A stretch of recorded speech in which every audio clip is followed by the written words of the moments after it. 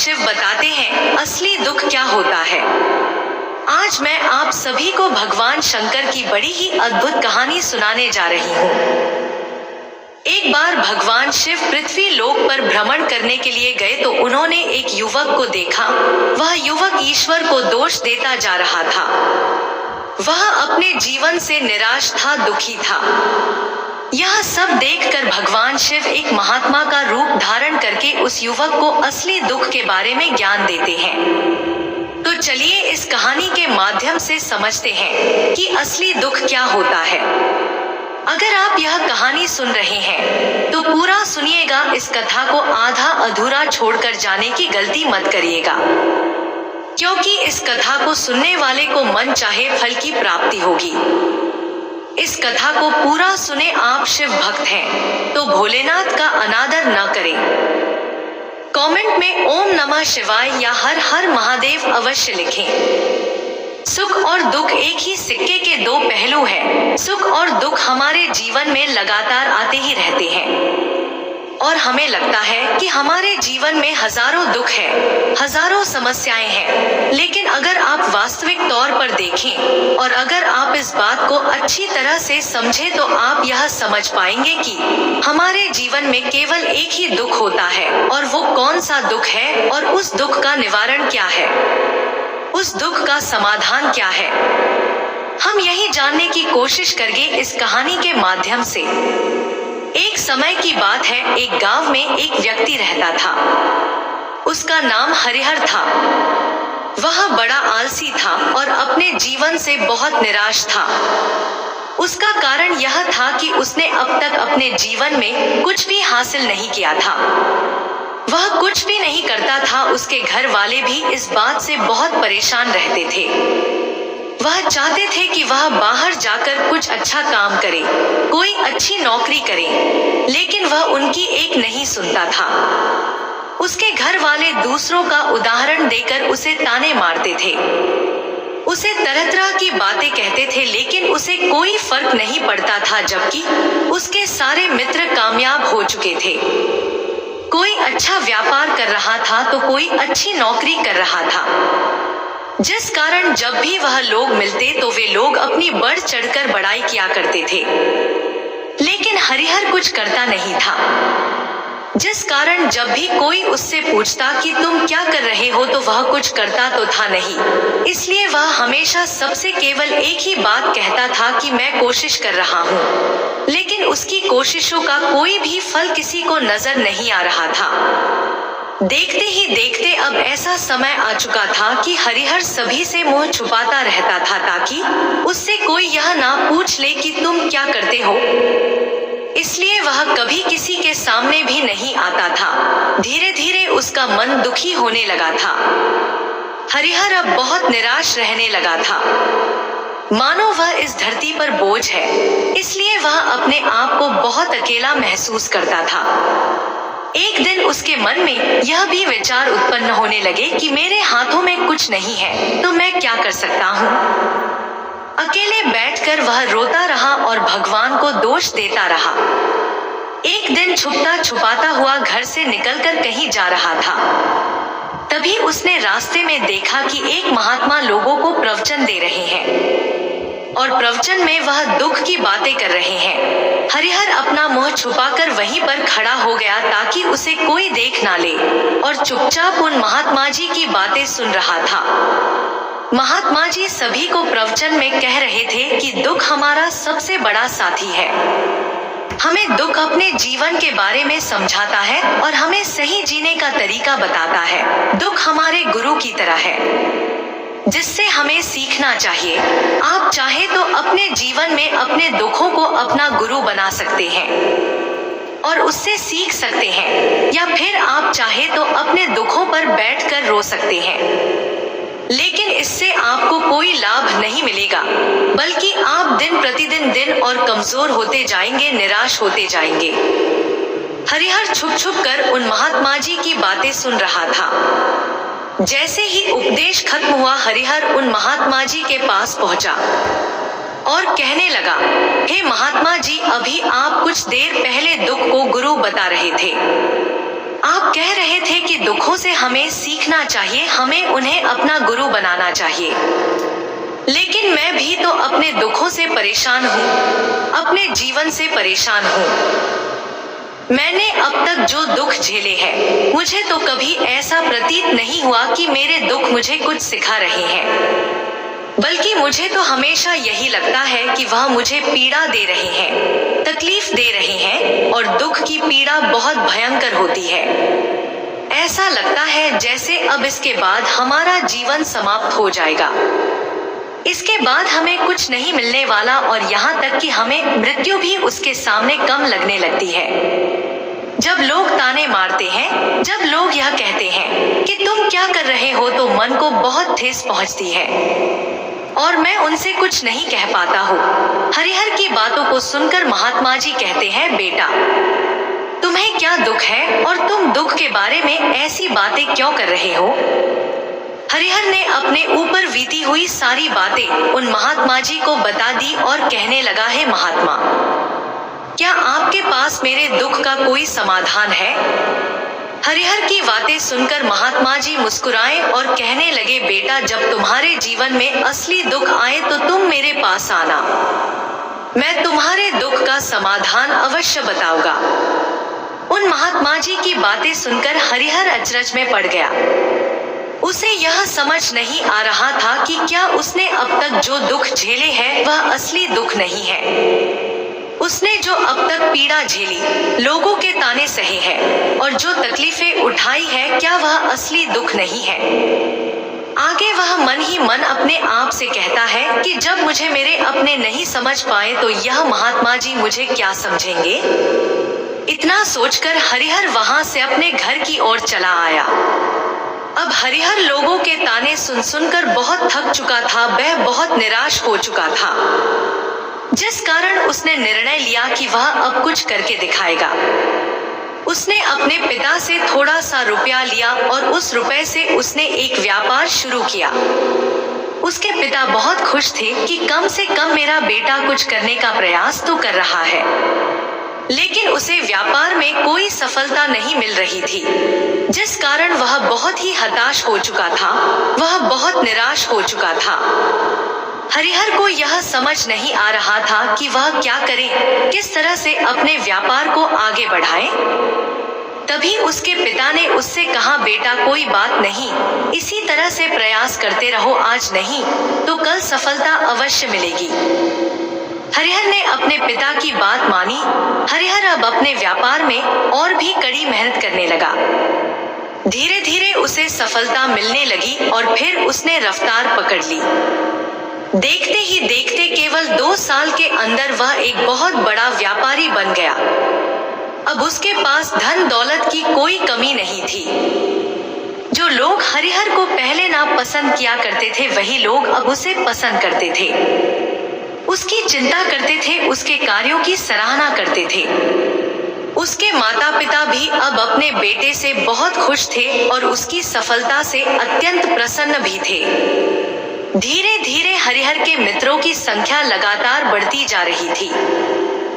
हरिहर के कुछ मित्रों ने उसे यह भी सलाह दी कि उसे अपना व्यापार और तेजी से बढ़ाना चाहिए, उसे अपने व्यापार को और फैलाना चाहिए।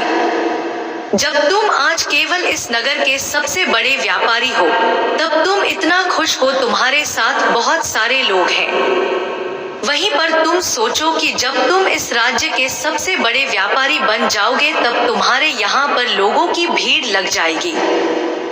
लोग तुमसे मिलने के लिए समय निकालेंगे, यहाँ तक कि इस राज्य का राजा भी तुमसे मिलना चाहेगा, तुम्हारी तारीफ करेगा, और यदि कभी ऐसी जरूरत आ पड़ी तो वह तुमसे धन भी उधार लेने के लिए अवश्य आएगा। हरिहर को अपने दोस्तों की यह बात बहुत पसंद आई। हरिहर ने सोचा कि मेरे मित्र सही कह रहे हैं, मुझे अपने व्यापार को और बड़ा करना चाहिए और फैलाना चाहिए, तभी तो हर कोई मेरे बारे में जान सकेगा, हर कोई मुझे पहचान सकेगा।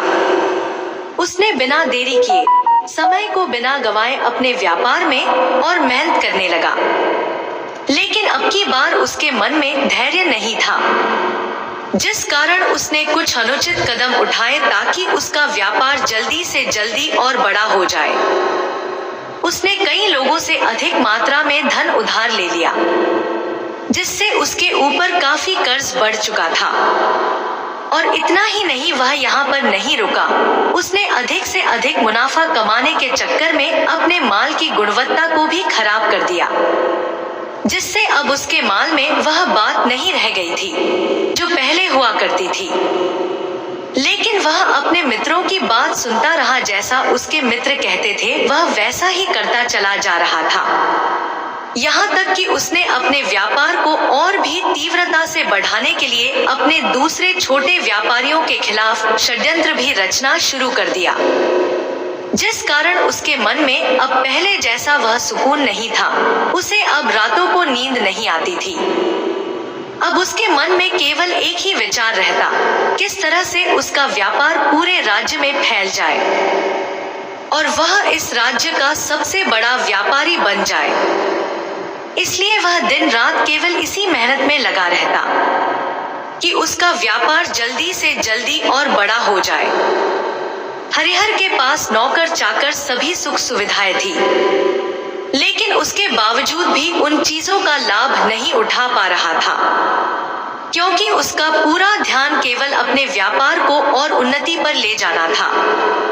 एक दिन हरिहर एक मार्ग से होकर गुजर रहा था, तभी रास्ते में हरिहर को उन महात्मा का आश्रम दिखाई पड़ा।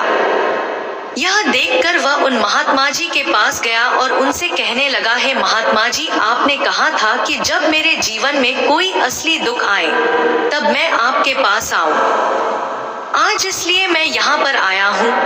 आज मैं बहुत दुखी हूँ।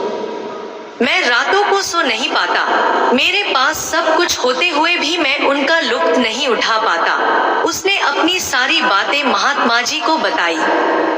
महात्मा जी हरिहर से कहते हैं, बेटा, जब तुम पहली बार आए थे तब भी तुम बहुत दुखी थे, लेकिन तब तुमने अपने दुख से क्या सीखा? महात्मा जी की बातें सुनकर हरिहर बोला, है महात्मा जी, जब मैं अपने जीवन में कुछ नहीं कर पा रहा था तब मैंने अपने दुखों से यही सीखा था कि केवल सोचने मात्र से कुछ नहीं होगा, उसके लिए हमें कुछ करना भी पड़ेगा। और केवल कोई कर्म करना ही सफलता नहीं है, उस कर्म को उसके अंजाम तक पहुंचाना हमें सफल बनाता है। फिर चाहे रास्ता कैसा भी हो, फिर चाहे परिस्थितियां कैसी भी क्यों ना हो, फिर चाहे कितनी ही बाधाएं आपके रास्ते में क्यों ना आ जाए, चाहे ऐसा क्यों ना लगने लगे कि अब हमारे जीवन में कुछ नहीं बचा, हम कुछ नहीं कर सकते, तब भी हौसला बनाए रखो। उम्मीद नहीं छोड़नी चाहिए और अपने कार्य पर डटे रहना चाहिए। यह सोचकर कि जब तक मैं अपने कार्य को सफल नहीं कर लेता, जब तक मैं अपने लक्ष्य तक नहीं पहुंच जाता, तब तक मैं इस कार्य को करता रहूंगा। मैं इस कार्य में अवश्य ही सफल होकर रहूंगा, क्योंकि लोग केवल सफल लोगों को महत्व देते हैं, उनके कर्मों को नहीं। हरिहर की यह सारी बातें सुनकर वह महात्मा जी कहने लगे, बेटा, जब तुम्हारे जीवन में असली दुख आए तब तुम मेरे पास आना, मैं तुम्हारी समस्या का समाधान अवश्य करूंगा। इतना कहकर महात्मा जी वहां से चले गए। हरिहर फिर से उनकी ये बातें सुनकर आश्चर्यचकित रह गया। उसे अभी यह समझ नहीं आ रहा था कि उसने जो तकलीफें अभी तक झेली हैं, क्या ये असली दुख नहीं है? हरिहर के मन में अब एक सवाल उत्पन्न होने लगा कि असली दुख क्या है और इसकी पहचान क्या है, और मुझे कैसे पता चलेगा कि इस समय में असली दुख में हूँ। लेकिन उसने कुछ नहीं कहा। तभी वह महात्मा हरिहर के पास एक बड़ा सा घड़ा लेकर पहुंच जाते हैं। उस घड़े के अंदर सोने के सिक्के थे। उस घड़े को देते हुए वह महात्मा हरिहर से कहते हैं, बेटा, तुम इसे उस पेड़ के नीचे मिट्टी में दबा दो, क्योंकि यह मेरे किसी काम का नहीं है। जब मुझे इसकी जरूरत पड़ेगी तब मैं वहां से खोद कर इसे निकाल लूंगा, लेकिन अभी के लिए इसे वहां पर मिट्टी के नीचे दबा दो। हरिहर ने महात्मा जी की बात मान ली और वह घड़ा मिट्टी में दबा दिया। इतना सब करके हरिहर उन महात्मा जी को प्रणाम करता है और वहां से वापस अपने घर की ओर लौट जाता है। धीरे धीरे समय बीतता गया। समय के साथ साथ हरिहर व्यापार में और भी ज्यादा उन्नति कर चुका था, लेकिन माल की गुणवत्ता अच्छी न होने के कारण अब उसके व्यापार में घाटा होने लगा। और धीरे धीरे ऐसा समय आया कि उसका व्यापार पूरी तरह से चौपट हो गया। अब उसके पास कुछ नहीं बचा था। हरिहर ने अपने दोस्तों से जो कर्ज लिए थे वो कर्ज भी उसे चुकाने थे, लेकिन हरिहर यह सोचकर निश्चिंत था कि उसने वह कर्ज अपने मित्रों से लिए हैं, जिस कारण वह उन्हें लौटाने में थोड़ी देर अवश्य कर सकता है। वह तो यह सोच रहा था कि उसके मित्र उसका बुरे समय पर साथ देंगे, लेकिन सबसे पहले उसके मित्र ही उससे अपना कर्ज वापस लौटाने की मांग करने लगे। तब हरिहर को एहसास हुआ कि कोई भी अपना नहीं है। उसने अपने मित्रों से उस कर्ज को लौटाने के लिए थोड़ी सी मोहलत मांगी, लेकिन हरिहर के किसी भी मित्र ने उसे कर्ज को लौटाने के लिए मोहलत नहीं दी, बल्कि वे लोग उसे जान से मारने की धमकी देने लगे। अपने मित्रों के मुंह से यह सब सुनकर हरिहर बहुत ही आश्चर्यचकित रह गया। वह जो कुछ सोच रहा था उसके साथ सब कुछ उल्टा हो रहा था। व्यापार के चलते उसके बहुत मित्र और शुभचिंतक बने थे, पर वह सब उससे दूर जाने लगे थे। हर कोई उससे पीछा छुड़ाना चाहता था, कोई भी उसका साथ नहीं देना चाहता था। धीरे धीरे उसकी सारी संपत्ति नीलाम हो गई। अब उसके पास कुछ नहीं बचा था, वह सड़क पर आ चुका था। एक दिन हरिहर ने अपने पिताजी से कहा, पिताजी मेरी मदद कीजिए, मेरे ऊपर बहुत कर्ज है, मुझे उसे लौटाना है, कृपा करके मुझे थोड़ा सा धन दे दीजिए। इस पर हरिहर के पिता ने हरिहर से कहा, बेटा मेरे पास यही एक छोटा सा घर है, अगर यह अभी मैं तुम्हें दे दूं तो मैं और तुम्हारी माँ कहाँ रहेंगे?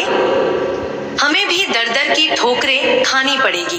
ले देकर अब हमारे पास केवल यही संपत्ति बची है, इसलिए मैं तुमसे क्षमा मांगता हूँ। अपने माता पिता के मुख से यह सुनकर हरिहर चुपचाप वहां से चला आया और मन ही मन वह सोच रहा था कि मेरे पास अब कुछ नहीं बचा है। मेरे पास जो कुछ था वह सब कुछ तो लूट चुका, मेरा सब कुछ तो अब बर्बाद हो चुका है। भला अब मैं जीकर भी क्या करूँगा? अब मेरे पास केवल एक ही रास्ता है जिससे मैं अपने कर्जदारों से अपना पीछा छुड़ा सकता हूँ। यह सोचता हुआ वह एक ऊंची पहाड़ी की ओर पहुंचा। वह पहाड़ी पर चढ़ने ही वाला था कि तभी उसे याद आया कि उन महात्मा जी ने कहा था कि जब तुम पर असली दुख आए तभी तुम मेरे पास आना, मैं तुम्हारी समस्या का समाधान अवश्य करूंगा। यह सोचकर हरिहर के मन में एक बार फिर उम्मीद की लहर दौड़ पड़ी। हरिहर दौड़ता हुआ उन महात्मा जी के पास पहुंचा और हरिहर ने उन्हें प्रणाम करके अपने ऊपर बीती हुई हर एक बात उन्हें बता दी और कहने लगा, हे महात्मा, आपने कहा था कि जब मेरे ऊपर असली दुख आए तब आप उसका समाधान अवश्य करेंगे। तभी वह महात्मा जी हरिहर की इस बात को सुनकर मुस्कुराने लगे और कहते हैं, बेटा, कहाँ है असली दुख? जब तुम्हारे जीवन में असली दुख आएगा तो मैं उसका समाधान अवश्य करूंगा। उन महात्मा जी के मुख से यह सुनकर हरिहर के सब्र का बांध टूट गया और हरिहर ने उन महात्मा जी से कहा कि क्या मैंने आज तक जो भी दुख झेला है, जो भी तकलीफ झेली है, क्या यह दुख नहीं है? क्या इसे दुख नहीं कहते? तभी वह महात्मा हरिहर से कहते हैं, बेटा, पहले तुम मुझे यह बताओ कि तुमने अपने दुख से क्या सीखा है। इसका जवाब देते हुए हरिहर उन महात्मा से कहता है, हे महात्मा, मैंने तो यही सीखा है कि जो लोग तुम्हारी तरक्की में तुम्हारा पीछा करते हैं वो लोग अवश्य ही तुम्हें धोखा देंगे, क्योंकि ऐसे लोग बुरे समय पर तुम्हारा साथ नहीं देने वाले बल्कि तुम्हारा फायदा उठाने का ही वह प्रयास करेंगे। इसलिए ऐसे लोगों पर भरोसा ना करें, बल्कि जो लोग तुम्हारी असफलता के समय पर, तुम्हारे बुरे समय पर तुम्हारे साथ खड़े हैं, वही तुम्हारे असली मित्र हैं और वही तुम्हारे साथ रहते हैं। और ऐसे लोग तुम्हें बहुत कम मिलते हैं। जिन्हें भी ऐसे लोग मिलते मिलते हैं उन्हें हमेशा उनकी कद्र करनी चाहिए। जब तुम कोई कार्य कर रहे हो तो उसे पूरी ईमानदारी से करो, धैर्य रखो, लालच ना करो, क्योंकि ऐसा करने से तुम्हारे साथ ही बुरा होगा और तुम हमेशा नुकसान में रहोगे। हरिहर की यह सारी बातें सुनकर महात्मा उसे उस घड़े के पास ले गए जहां उस घड़े को उन्होंने मिट्टी में दबाया था। उन्होंने गड्ढा खोदा, वह घड़ा हरिहर के हाथ में थमाते हुए महात्मा जी ने हरिहर से कहा, ये लो, अभी इससे तुम अपना काम चलाओ और जब तुम्हारे जीवन में असली दुख आए तब तुम मेरे पास आना, मैं उसका समाधान अवश्य करूंगा। हरिहर महात्मा जी की बात सुनकर बड़ी अचरज में पड़ गया। उसे यह समझ नहीं आ रहा था कि आखिर यह असली दुख क्या है, लेकिन उसने अपने हाथों में पकड़े उस घड़े को देखा जिसके अंदर सोने के सिक्के थे। यह देखकर उसे मन ही मन यह लगा कि चलो अब तो थोड़ी सी राहत अवश्य हो जाएगी, मैं अपने मित्रों का वह कर्ज लौटा सकूंगा और एक नया व्यापार भी फिर से आरंभ कर सकूंगा। यही सोचते हुए हरिहर ने उन साधु महात्मा को प्रणाम किया, उनका धन्यवाद किया और वहां से चल पड़ा। हरिहर ने उन सोने के सिक्कों से सभी का कर्ज लौटा दिया और अपने लिए एक बार फिर से नया व्यापार शुरू किया। व्यापार छोटा था लेकिन अब की बार हरिहर बहुत खुश था। उसने अपने व्यापार पर काम किया और देखते ही देखते एक बार फिर से वह एक बड़ा व्यापारी बन गया। लेकिन अब की बार वह बहुत खुश था क्योंकि इस बार उसने कोई लालच नहीं किया, ना ही किसी के लिए षड्यंत्र रचा, बल्कि उसने पूरी ईमानदारी और मेहनत के साथ अपने व्यापार पर काम किया। लेकिन जैसे जैसे आप धनी होते जाते हैं, जैसे जैसे आप अमीर बनते जाते हैं, आपके मन में एक डर और उत्पन्न होने लगता है और वह डर है अपनी दौलत को ना खो देने का, जिस कारण आप लोग दान पुण्य करना शुरू कर देते हैं, लोगों की मदद करते हैं ताकि आपके जीवन में कभी कोई दुख ना आए। लेकिन यह जीवन सुख और दुख का संगम है, जिस कारण हर किसी को सुख और दुख से होकर गुजरना ही पड़ता है। इसी वजह से एक बार फिर से हरिहर के जीवन में एक और दुख का आगमन हुआ। अब की बार उसके माता और पिता दोनों की मृत्यु हो गई। हरिहर अपने माता पिता से बहुत प्रेम करता था, इसलिए उसके मन को बहुत गहरा आघात पहुंचा। जब आखिरी बार वह उन्हें देख रहा था तो उसके मन में हजारों सवाल उत्पन्न होने लगे। उसने सोचा कि जिस संपत्ति के लिए वह हमेशा लड़ते झगड़ते रहते थे, आज उसकी देखभाल के लिए कोई नहीं था। उसके माता पिता ने जो भी मेहनत की, जो भी अपने जीवन में इकट्ठा किया, सब यहीं रह गया, लेकिन अब सब कुछ खत्म हो चुका था। हरिहर का मन अब बहुत बेचैन हो रहा था। उसके मन में हजारों सवाल उत्पन्न हो रहे थे और वह अपने आप को बहुत अकेला महसूस कर रहा था। उसे बहुत खाली समय महसूस हो रहा था। उसने इधर उधर देखा लेकिन उसे कुछ समझ नहीं आया। तभी उसे उन महात्मा जी की याद आई। वह तुरंत ही भागा भागा उन महात्मा के पास पहुंचा। उसे देखते ही उन महात्मा ने हरिहर से पूछा, क्या बात है बेटा, कोई फिर से दुख आ पड़ा है क्या? तभी हरिहर ने कहा, नहीं गुरुदेव, अब तो सब ठीक है, लेकिन आज मेरे माता पिता की मृत्यु हो गई और मैं बहुत अकेला महसूस कर रहा हूँ। मैं बहुत दुखी महसूस कर रहा हूँ। महात्मा जी हरिहर से कहते हैं, बेटा, इसमें दुखी होने वाली क्या बात है? यह तो जीवन है। यहाँ पर कोई भी रहने नहीं आया और ना ही कोई रहेगा। हम सब एक न एक दिन मृत्यु को प्राप्त हो ही जाएंगे और मृत्यु कब आएगी यह किसी को नहीं पता। हो सकता है कि तुम्हारी मृत्यु कल ही हो जाए। मैं तो अभी जवान हूँ और मुझे तो अभी अपनी पूरी उम्र जीना है। मैं तो कुछ करना चाहता हूँ और आप कह रहे हैं कि मैं कभी भी मृत्यु को प्राप्त हो सकता हूँ। मृत्यु कभी किसी की उम्र देखकर नहीं आती और ना ही किसी को बताकर आती है। सारी बातें सुनकर हरिहर और भी ज्यादा बेचैन हो गया और वह चुपचाप वहां से चला आया। उसके मन का वह खालीपन अभी वैसे ही था। हरिहर अपने आप को बहुत अकेला महसूस कर रहा था। उसके बाद से उसका मन अपने व्यापार में भी नहीं लग रहा था। जब भी वह कोई कार्य करने लगता तो उसके मन में बहुत सारे प्रश्न उठने लगते कि वह क्या कर रहा है, क्यों कर रहा है और उसने इस कार्य को क्यों किया। उसके मन में अब एक और प्रश्न उत्पन्न होने लगा था कि क्या हम यहाँ पर केवल इसीलिए आते हैं कि इस जीवन को भोगे और एक दिन मृत्यु को प्राप्त हो जाए।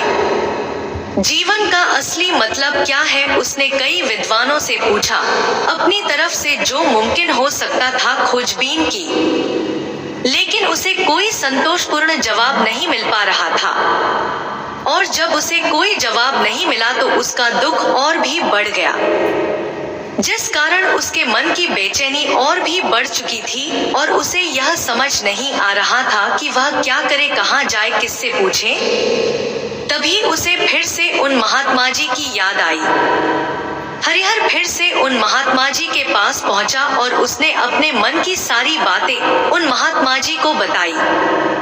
महात्मा जी हरिहर से कहते हैं, बेटा, आज पहली बार तुम्हारे जीवन में असली दुख उत्पन्न हुआ है, जिसे हम दुख कह सकते हैं, जो दुख कहलाने लायक है कि हमें पता ही नहीं कि हम क्या कर रहे हैं, कहाँ जा रहे हैं, क्यों जा रहे हैं, वह कौन है, क्या है, क्यों है, हम क्या करना चाहते हैं। तभी हरिहर उन महात्मा से कहता है, हे महात्मा जी, आप मेरे इस दुख का निवारण कीजिए।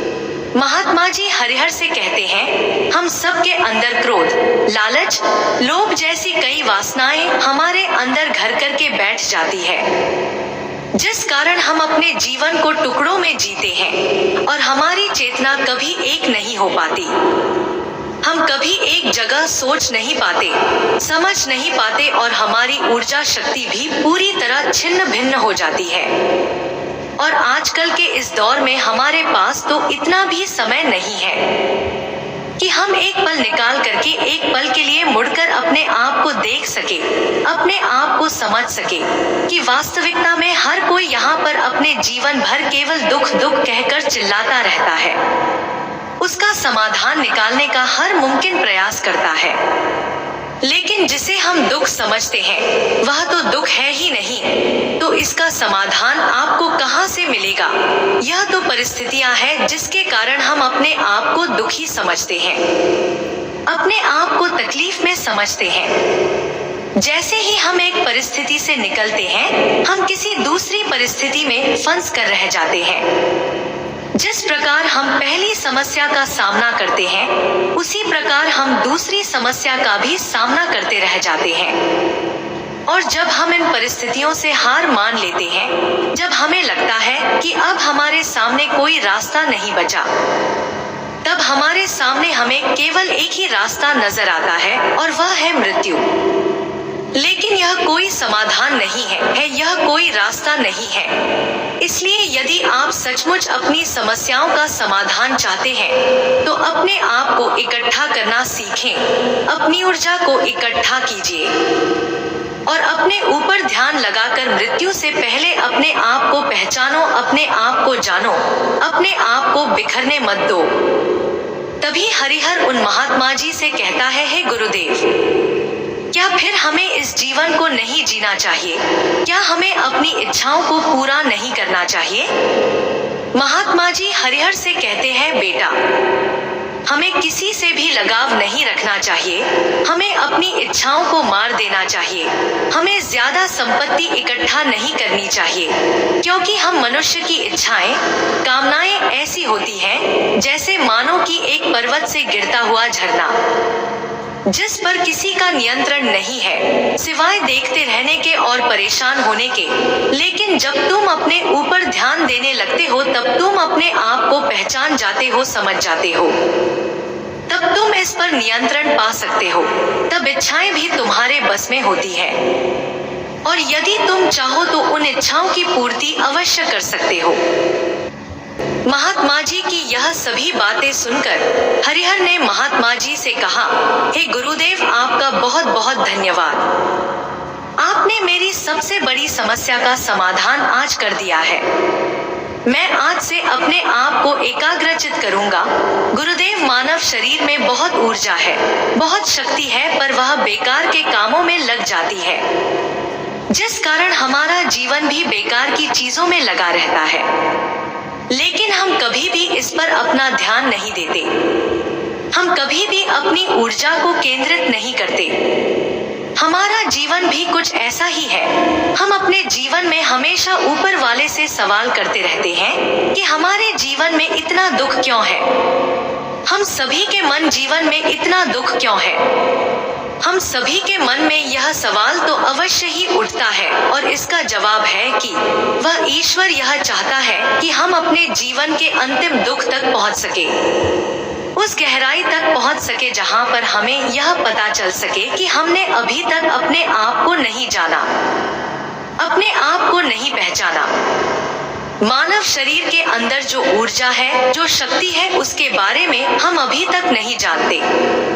हम अपने आप को चाहे तो एकत्रित कर सकते हैं, अपने आप पर नियंत्रण पा सकते हैं, लेकिन हम अपनी इस ऊर्जा को व्यर्थ की चीजों में लगा देते हैं, जिस कारण हम अपने आप को कभी नहीं पहचान पाते और ना ही कभी अपने आप पर नियंत्रण पा सकते हैं।